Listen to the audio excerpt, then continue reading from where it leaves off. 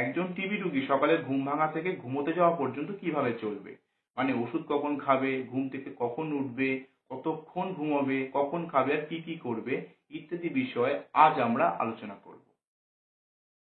দেখুন, প্রথমেই বলি টিবি রোগীকে কিন্তু পর্যাপ্ত পরিমাণে ঘুমোতে হবে।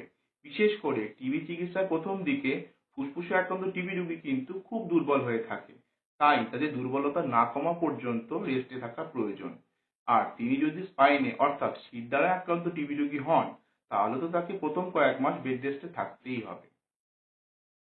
এই সময় রোগীকে রাতে ৮ থেকে ১০ ঘন্টা ঘুমোতে দিতে হবে। তারপর ঘুম থেকে উঠে বাথরুমের কাজ সেরে খালি পেটে পর্যাপ্ত পরিমাণ জল খেতে হবে। তবে রোগীর যদি কিডনি ও হার্টের কোনো সমস্যা থাকে, তাহলে জলের পরিমাণ ডাক্তার নির্ধারণ করে দেবে। এবার রোগীর গ্যাসের সমস্যা থাকলে বা টিবির ওষুধ খেয়ে গ্যাস হলে ডাক্তারের দেওয়া গ্যাসের ওষুধ সকালে খালি পেটে জল খাওয়ার সময় খেয়ে নিতে হবে। জল খাওয়ার ১ ঘন্টা পর হালকা করে সকালের খাবার খেতে হবে ও খাবার খাওয়ার ৩০ মিনিট থেকে ১ ঘন্টার মধ্যে অল্প জলে টিবির ওষুধগুলো খেতে হবে।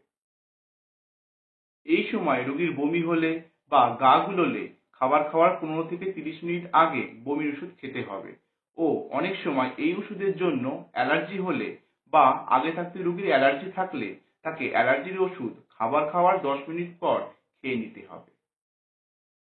চেষ্টা করবেন টিবির ওষুধ খাওয়ার ১ ঘন্টার মধ্যে রোগী যেন কিছু না খায়। ১ ঘন্টা পর রোগী খাবার ও জল দুটোই খেতে পারবে। তারপর ১২টার আশেপাশে স্নান করে নিতে হবে ও ১টা থেকে ১:৩০টার মধ্যে দুপুরে খাওয়া সেরে নিয়ে একটু শুয়ে রেস্ট নিতে হবে। যদি ঘুম পায় ঘুমোতে হবে।